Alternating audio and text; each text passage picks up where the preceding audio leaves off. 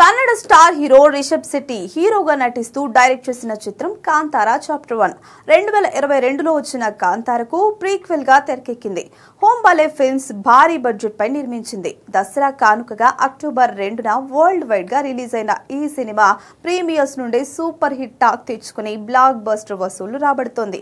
అక్కడ ఇక్కడ అని తేడా లేకుండా అన్ని సెంటర్స్ లోనూ మంచి వసూళ్లు రాబడుతోంది.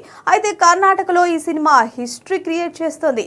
కర్ణాటకలో ఇటీవల చాలా సింగిల్ స్క్రీన్ థియేటర్స్ ఆక్యుపెన్సీ లేక మూసేశారు. కన్నడలో స్టార్ హీరోల సినిమాలు ఏవీ లేకపోవడం, ఉన్న సినిమాలు అంతగా రెవెన్యూ రాబట్టలేకపోవడంతో స్టాఫ్ కు జీతాలు ఇవ్వలేక కొద్ది నెలలుగా మూసేశారు. కానీ ఇప్పుడు ఆ థియేటర్స్ సైతం తలుపులు తెరిపించింది కాంతారా చాప్టర్ 1.